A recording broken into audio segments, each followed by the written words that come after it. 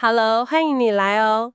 今天呢，我们想跟你聊聊一个蛮有意思的主题，就是菩萨是怎么圆满各种功德的。这个是从圣严法师讲《华严经》进行品那边来的内容。对，里面提到菩萨需要有好几种成就，听起来好像境界很高深呢。是啊，听起来是。但这些成就跟我们，特别是还在学佛路上的你我，到底有什么关系？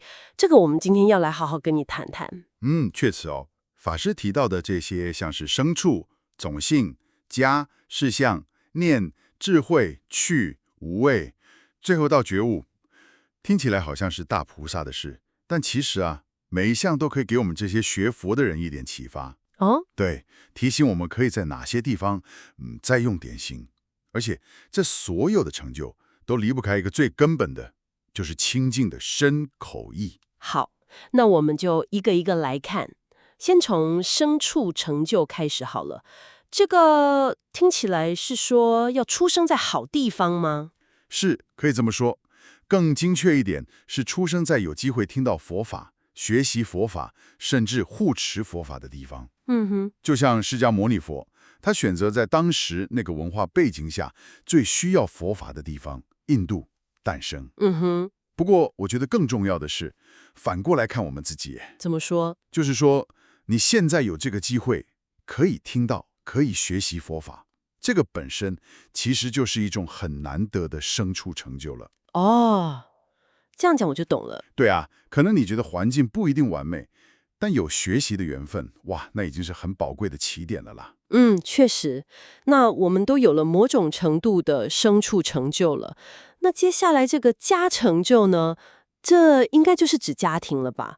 可是如果像法师一样出家了，或是像现在很多人可能没有那种传统的家，那怎么办？这个家，法师解释的蛮宽广的，它的核心意义啊，不是那个形式，而是功能。功能？对，就是一个能保护你、照顾你、让你安稳成长的地方。嗯，所以，不管你是原生家庭，还是出家后的僧团，或者是一个让你觉得很安心又很有归属感的学习团体、道场，只要它有这种支持你身心还有道业成长的功能，那就算是你的家了。了解。重点是那份归属感跟安全感了。原来如此，重点在功能。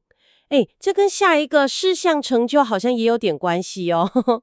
事项听起来跟外表有关。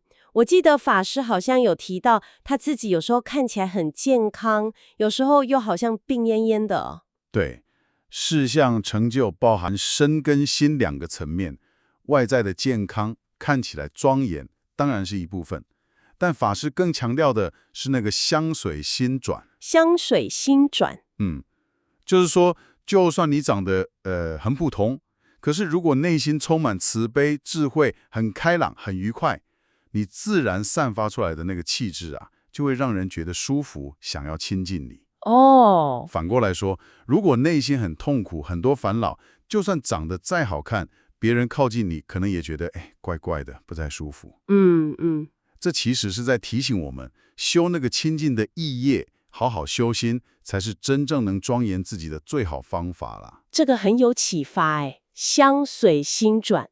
那念成就呢？是指念经念佛吗？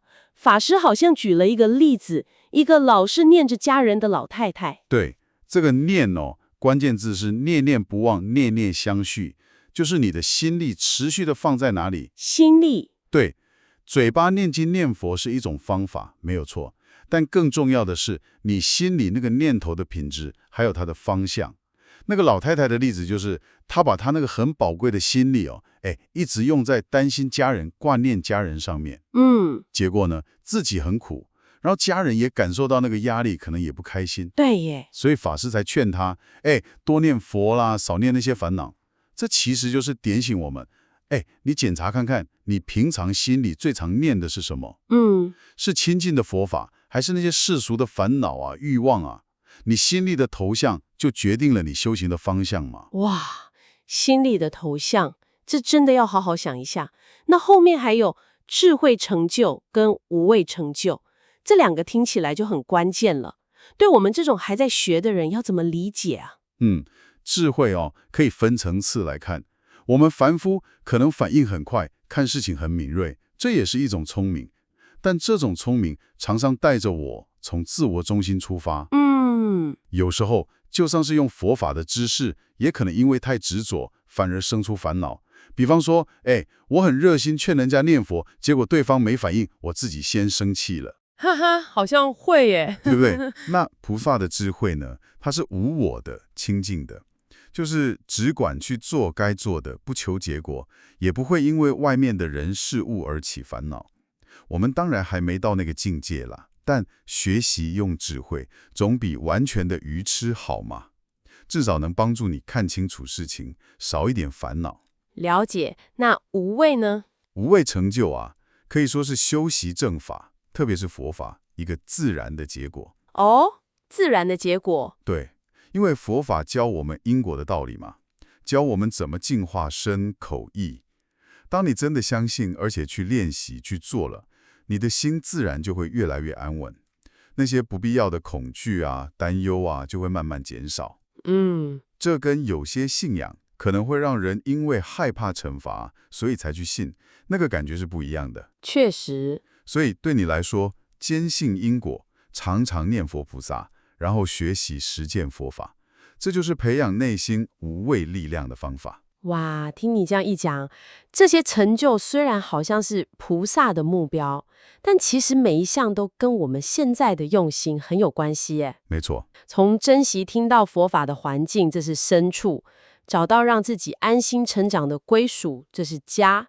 修心可以影响外在事项，管理好自己的念头是念，然后学习放下我执的智慧，还有因为了解因果而心安，就是无畏。完全正确。而且贯穿这一切的核心，就是你刚刚讲的，持续的去修持那个清净的身、口、意三业。这些成就可以看作是修行的指标，也是我们可以努力的方向。最终的目标当然是觉悟成就嘛。从听到佛法开始，烦恼慢慢变少，然后理解空性，得到解脱，甚至能自觉觉他。在这些成就里面，法师还有提到一个去成就，意思是说，找到对的路之后，要一门深入，要勇往前进。对，这就让我想到一个问题，也许可以留给你思考一下哦。就是对你现在的学习状态来说，你的一门是什么呢？你有没有一个比较清楚的方向？你又怎么能更确定自己现在走的这条路是真的朝向清净觉悟的正道，而不是绕了远路或是走偏了呢？这个问题很好。这个问题或许值得你接下来好好的去感受、去思索一下。好，那我们这次的讨论就先到这边，希望对你的学佛之路有带来一些启发哦。嗯。我们下次再聊。